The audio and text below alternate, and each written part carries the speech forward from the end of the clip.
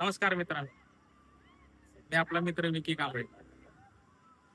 2 दिवसीय मुंबई दौरा संपवून आज अलिबागच्या साईटवर आलो. इथं टेरेस वॉटरप्रूफिंगचं काम झाल्यानंतर 1 दिवसाचा सिनवटा घालवण्यासाठी मी अलिबागच्या समुद्र किनाऱ्यावर आलो. समुद्र मस्त आमचा छान अथांगपणा आपला व्यक्त करत असताना इथली तरुणाई बेधुंदपणे समुद्राच्या किनाऱ्याचा आस्वाद घेताना आपण पाहतो आहोत. आणि या समुद्राच्या किनाऱ्यावर पाहताना ज्या तरुणाईनं जंतर मंतरवर व्यवस्थेविरोधात आवाज उठवला, आपल्या न्याय हक्कासाठी व्यवस्थेला जाब विचारला, ती तरुणाई काही अंशी जरा थोडा शिनवटा घालवण्यासाठी समुद्र किनाऱ्यावर आपण पाहतो आहोत. आणि कामानिमित्त येणं झाल्यामुळे मीही जरा फेरफटका मारण्यासाठी आलो होतो. सकाळी उठल्यानंतर मोबाईल चालत असताना मला थोर नाट्यकर्मी आदरणीय प्रशांत दामले सरांनी जे काय नीट संदर्भात वक्तव्य केलं आणि जेएनजीच्या आंदोलनासंदर्भात जे वक्तव्य केलं, मी काय त्यांच्यावर टीका करण्यासाठी हा व्हिडिओ बनवत नाहीये. काय व्यक्त व्हावं हा त्यांचा वैयक्तिक मुद्दा आहे. पण एक प्रश्न निर्माण जरूर होतो. कलाकारानं आपली भूमिका फक्त मनोरंजनापुरतीच ठेवली पाहिजे की एक व्यापक दृष्टिकोनातून सत्ताधाऱ्यांचं लांगुल चालन न करता एक सामाजिक हित समोर ठेवून लोकहितवादी लोकशाहीवादी भूमिका मांडत राहणं हे त्याचं कर्तव्य आहे का?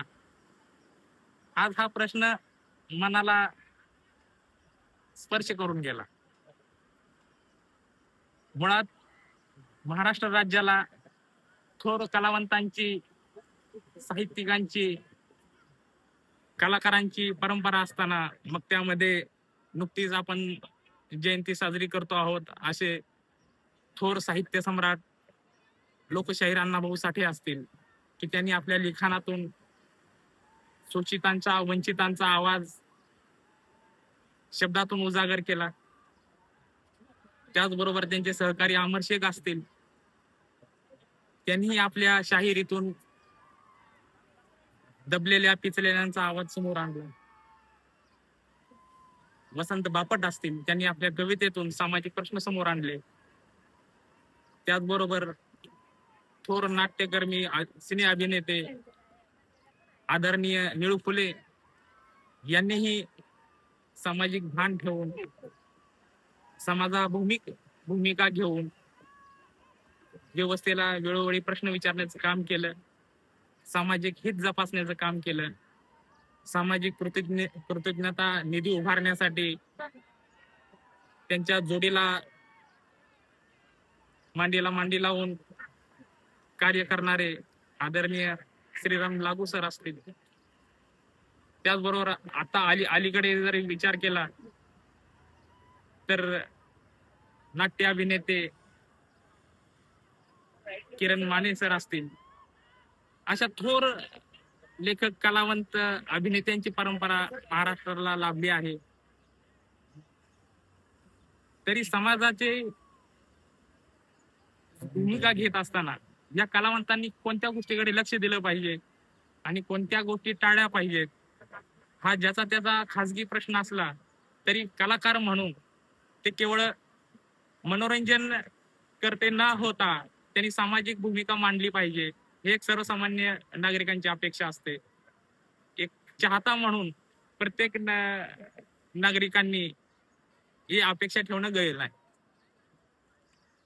प्रश्न एवढाच की अशा थोर कलावंत असतील, अभिनेते असतील, त्यांचा समाजातील प्रभाव मोठा असतो. त्या प्रभावाला घेऊन त्यांनी सत्तेचं लांघून चालन करावं का समाजातील विविध प्रश्न असतील, आरोग्याचे असतील, सामाजिक असतील, शिक्षणाचे असतील, पायाभूत सुविधांचे असतील, शिक्षणाचे, रोजगाराचे असतील, हे प्रश्न त्यांनी आपल्या कलेतून समाजासमोर मांडले पाहिजे, ही एक माफक अपेक्षा असते. पण आज प्रस्थापित व्यवस्थेसमोर नांगी टाकणारे लेखक कलावंत ची पैदास भरपूर प्रमाणात असताना काही मोजक्या कलावंतांचं आपण खरंच कौतुक करावं, असं किरण माने सर असतील. आपल्या कलेतून ते समाजाचे वैचारिक मशागत करण्याचं काम करतात. त्याचबरोबर काही लेखक असतील, विचारवंत असतील, तेही वेळोवेळी सत्ताधाऱ्यांना जाब विचारण्याचं काम करतात. आणि हे निकोप लोकशाहीचं लक्षण आहे. प्रश्न विचारणे हे लोकशाहीचं सुदृढ लोकशाहीचं लक्षण आहे. त्यामुळे प्रत्येकानं या गोष्टीकडे सजग दृष्टिकोनातून बघावं. एक नागरिक म्हणून हे प्रत्येकाचं कर्तव्य आहे. सत्ताधाऱ्यांना प्रश्न विचारणं, त्यांना वेळोवेळी त्यांच्या चुकांची जाणीव करून देणं, हे आपलं कर्तव्य आहे आणि ते प्रत्येकानं करत राहावं. प्रत्येकाच्या वैचारिक भूमिका वेगवेगळ्या जरी असतील तरी लोकशाहीमध्ये त्या सर्वांचा सन्मान केला पाहिजे आणि एक नागरिक म्हणून आपण आपलं कर्तव्य बजावत राहिलं पाहिजे. केवळ निवडणुका म्हणजे लोकशाही नसते. ती निकोप सुदृढ लोकशाही होण्यासाठी समाजानं किंबहुना विरोधकांचीच भूमिका बजावली पाहिजे. ज्यावेळेस विरोधक कमकुवत असतात त्यावेळेस नागरिकांनी विरोधकाची भूमिका घेऊन सरकारला प्रश्न विचारले पाहिजेत, तर लोकशाही जिवंत राहते, हे लक्षात घेतलं पाहिजे. धन्यवाद. भेटूयात पुढच्या व्हिडिओमध्ये. तोपर्यंत आपल्या चॅनलला स्पीकअप नाऊ या युट्यूब चॅनलला लाईक करा, कमेंट करा, सबस्क्राईब करा आणि शेअर करायला विसरू नका. धन्यवाद.